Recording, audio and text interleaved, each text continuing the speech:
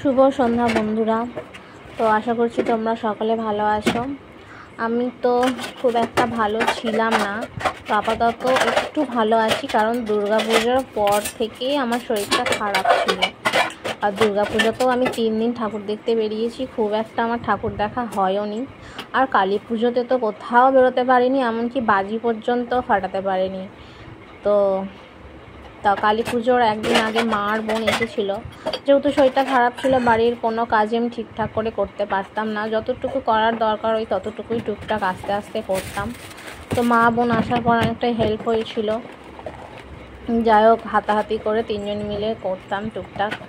তো আজ যেহেতু রবিবার, কারণ মা এসেছিলো কালী পুজোর আগে, তো আজ তারা বাড়ি চলে গেল, যেহেতু মায়ের বোনের দুজনেরই অফিস আছে, তো অফিস তো যেতেই হবে, ওখানে তো না গেলে হবে না, তাই ওরা বেরিয়ে গেছে। তারপরে আমি একা একটু ফোন ঘাঁটছিলাম, তারপরে সন্ধে হয়ে এলো, ছেলেও বেরিয়ে গেছিলো খেলতে।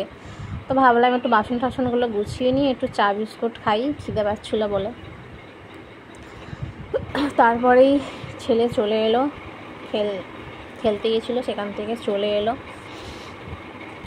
আর ওর খেলে ঢেলে এসেই বললো খিদে পাচ্ছে। আমি বললাম তুই মুড়ি খা।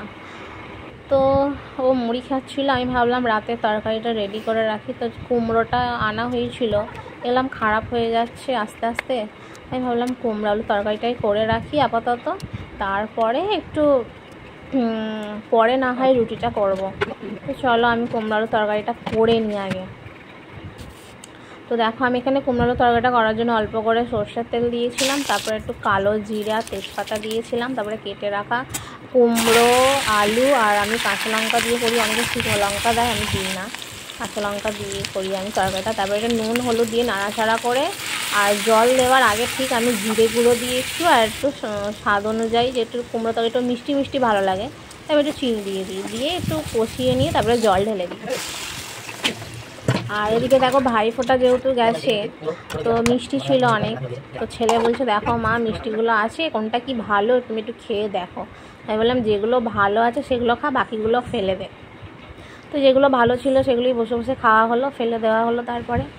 তারপরে সোমবার দিন ছেলে তো স্কুলে যাবে, প্রায় অনেক দিনই স্কুল ছুটি ছিল পুজো করে। তো এবার তো স্কুলে যেতে হবে, পড়াশোনা করতে হবে। জামা কাপড়গুলো কাঁচা ছিল, ভাবলাম আয়রন করে দিই, কারণ সকাল সকাল হয়ে উঠবে না, রান্নার কাজ থাকে। আমি বললাম আয়রন করে রেখে দিই। তারপরে আমার রুটি করে নিয়েছিলাম। তো যেহেতু আমি ঠিক 8:30 থেকে 9টার ভেতরে রাতের খাবারটা খেয়ে নিই, ছেলে একটু লেট করে খাই, যেহেতু সন্ধ্যাবেলা টিফিন করে, আমি তো সন্ধ্যাবেলা টিফিন করি না, তাই আমি খেয়ে নিচ্ছিলাম। তো ছেলে বললো মা একটু দাও আমাকে টেস্ট করি কেমন খেতে। তো দেখো, ওকে এক গাল খাইয়ে দিলাম। তো চলো টাটা সবাইকে।